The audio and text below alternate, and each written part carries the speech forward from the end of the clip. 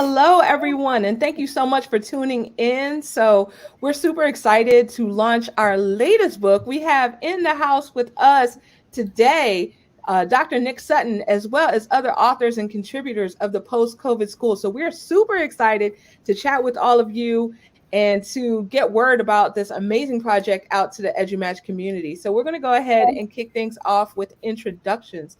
So if you all could please introduce yourselves, and we'll start with Dr. Nick, and then after that, people can just kind of popcorn in. No, I love it. No, thank you for letting me be here. Nick Sutton. I am a superintendent here in Illinois, kind of in the Chicagoland area, and I was fortunate enough to work with a bunch of individuals, some of which we got on here tonight to kind of bring this to fruition. Excellent. Well, welcome, and welcome to everyone. So, anyone else who wants to pop in and introduce themselves, please go right ahead. I'll chime in. Hi, my name is Dr. Tina Halliman. I'm the superintendent of currently of a special ed cooperative. Had the pleasure of meeting Nick when he sat on one of my boards from a member district of my cooperative. So it's a pleasure to be here this evening. Welcome. Pleasure to have you. Hi, I am Jessica Donaldson, and I'm a behavioral health consultant here in Central Illinois. I'm working at one of our regional office of education. And I actually have known Nick for a little while now. We started a school-based mental health program together. So I'm pretty excited to be working on our second project together with this book. That is wonderful. That is wonderful. Well, welcome to you. Ben Dixon. I am the principal at a pre-K-5 elementary in Reno, Nevada. So currently, as we record this, at school working. My amazing dean is hanging out. We share an office. So that's me. Awesome. Well, thanks for being here. All right. Welcome to you. My name is Holly Williams. I am an instructional technology coach as well as a district librarian in Central Illinois.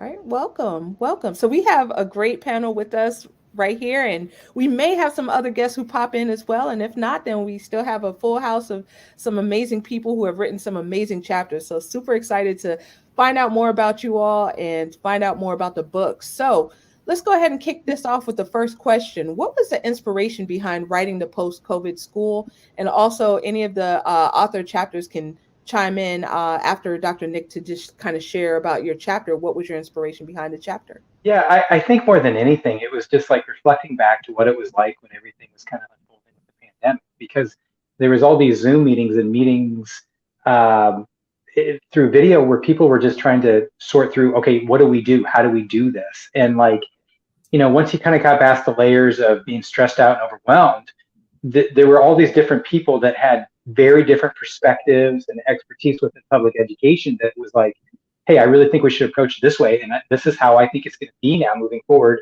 as a result of this. And it was like, okay, yeah, wait a minute, this makes sense to me. Like I wanted to kind of be a part of a group that would kind of put a lot of this together. And so it kind of became between my own networking, my own professional career, some of the social media stuff that I've fallen into, my own podcasting, where it was like, I started thinking of all these people where I'm like, I know so-and-so that really knows a lot about this.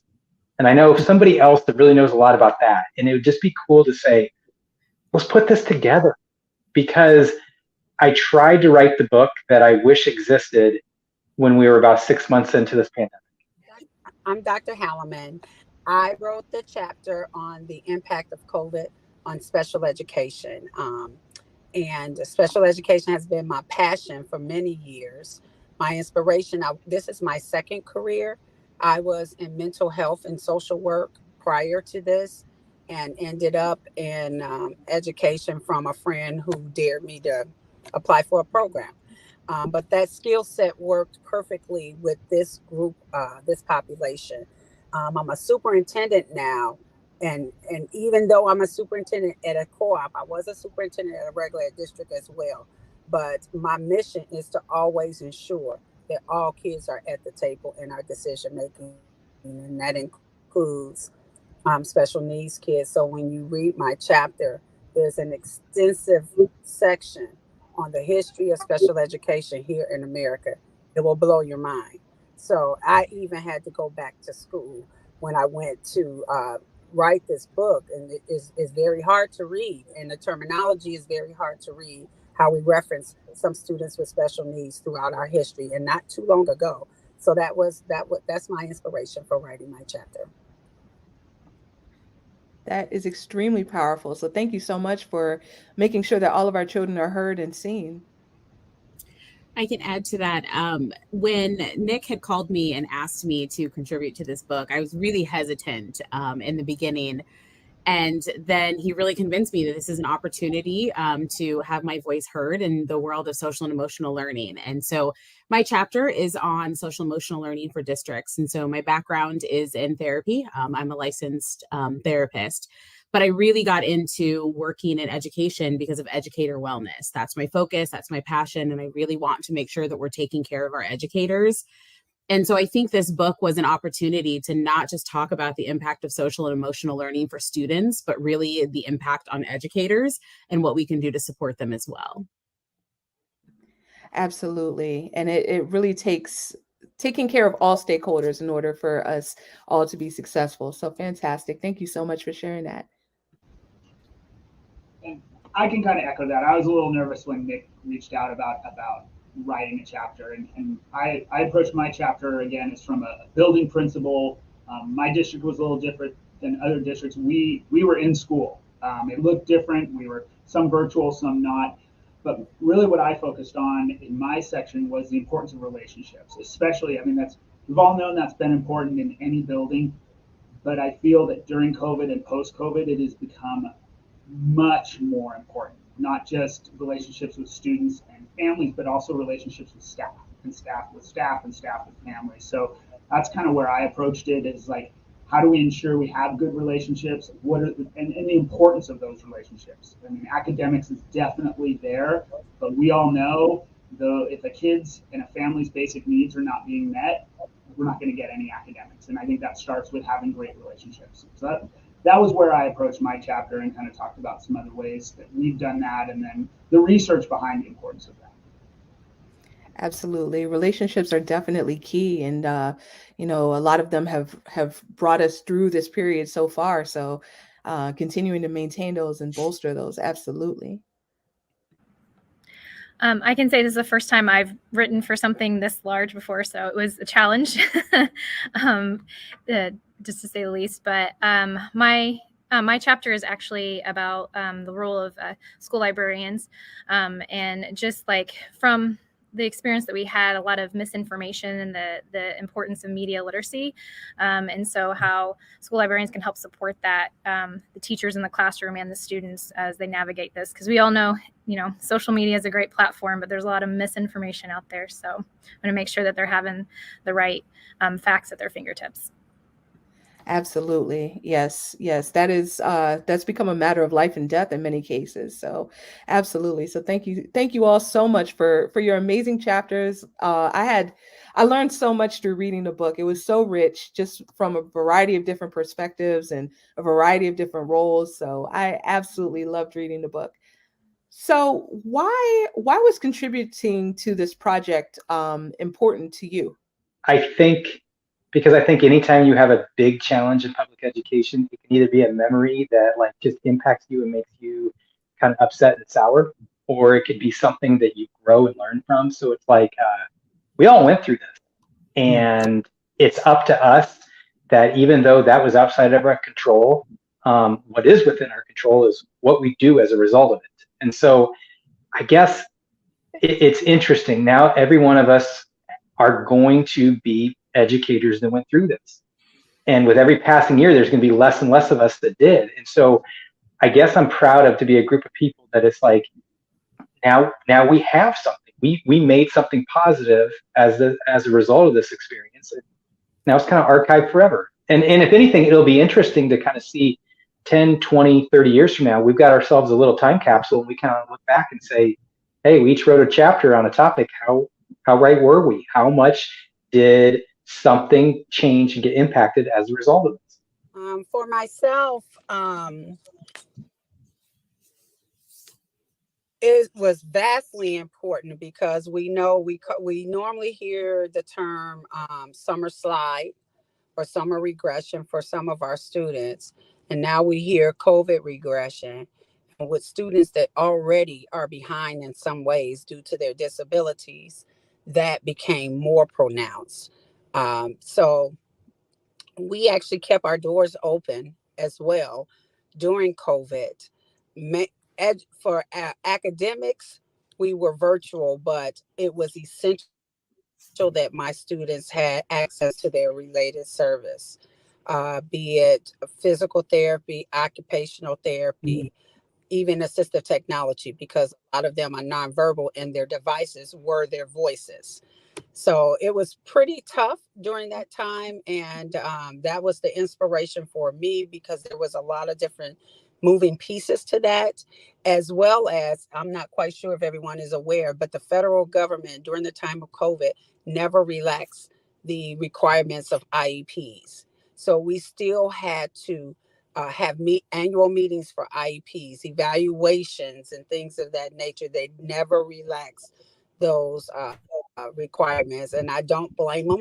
Look at the history again, and so we just had to find ways to make it work.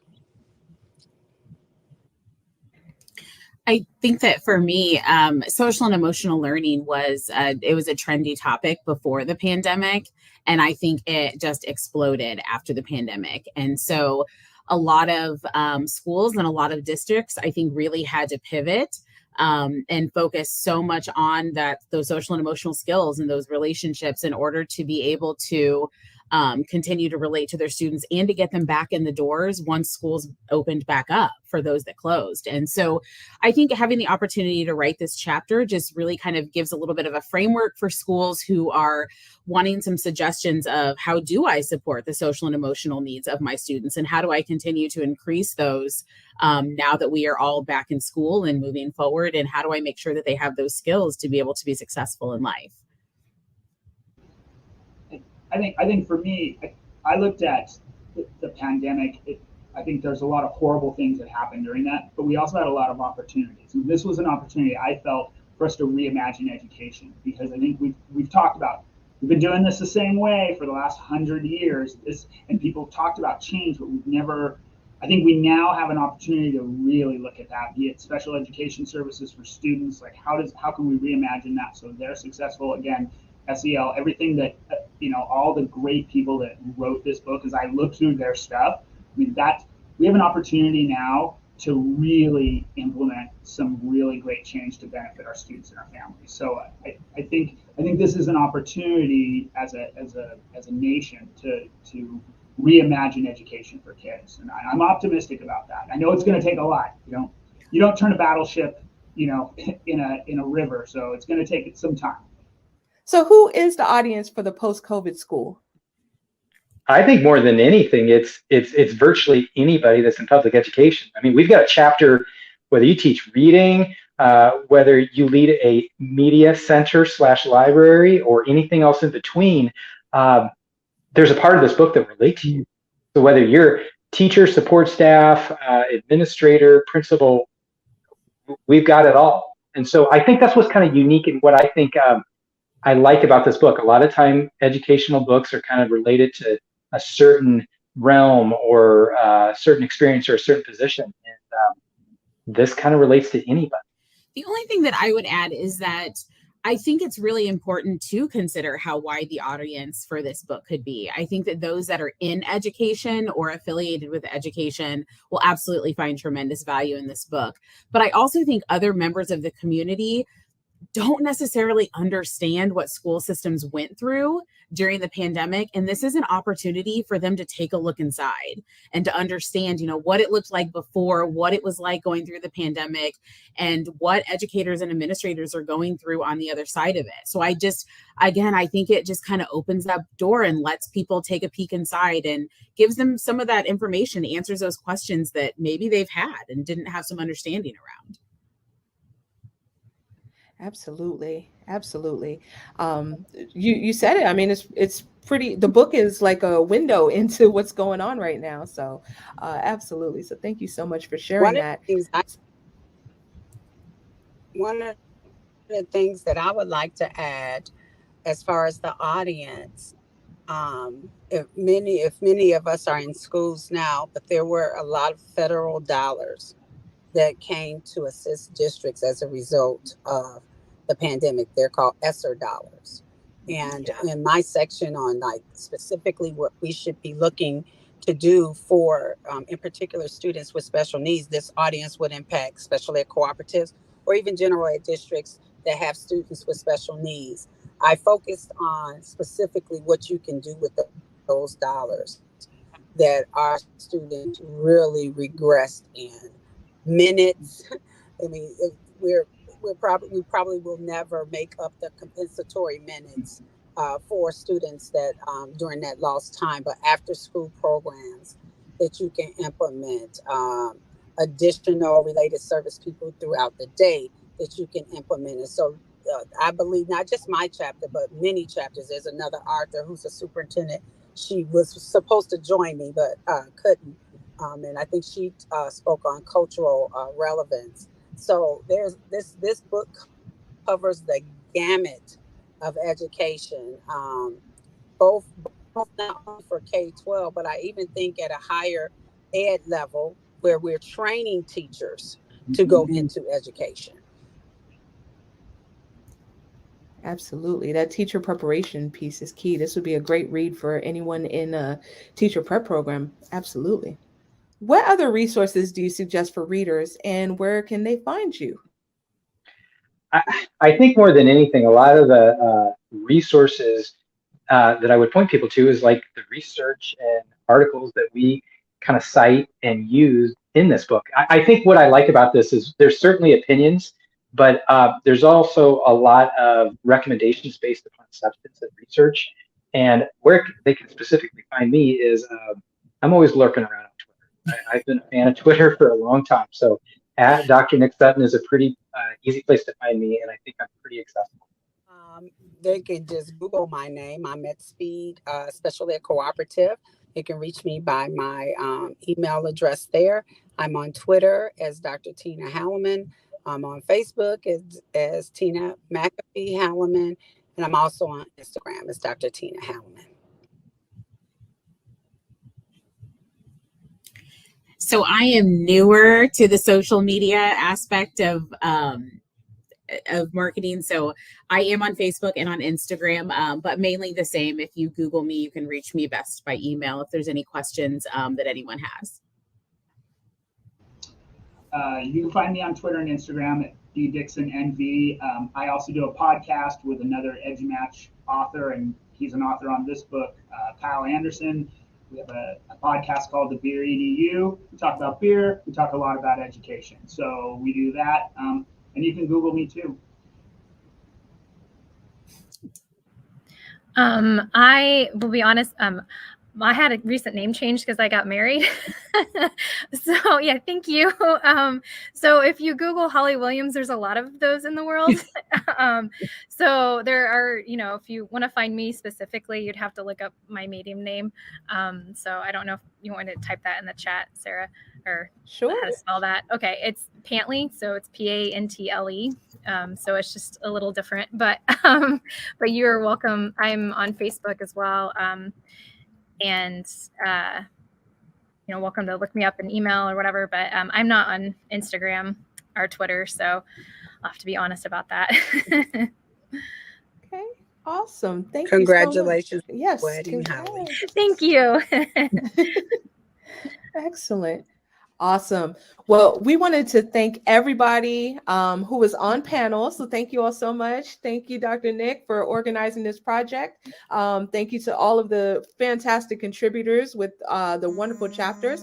And in addition, wanted to thank everyone for watching. So if you are watching this, if you are listening to the podcast, that means that the book is available now. So you can find it on Amazon. You can find it on Barnes & Noble. You can find it on our website, edumatchpublishing.com. So definitely check it out. If you want to do a bulk order, which is 10 or more copies, and you can get a discount, so you can just email edumatchbooks@edumatchers.org and we'll get you that discount and it'll be ready for your book study or whatever you choose to do with it. So we really want to thank you so much again for tuning in.